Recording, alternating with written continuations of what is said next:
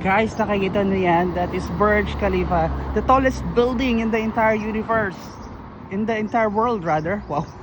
So pupunta tayo dyan. Aakyat tayo dyan. This is our office and we will go there.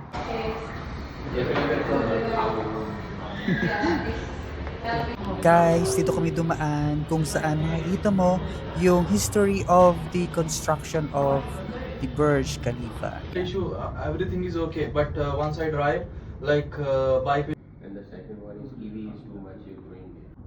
So from the top, from the 97th floor, ito yung makikita mong view. Ang ganda. Lilit ng tao. Yan.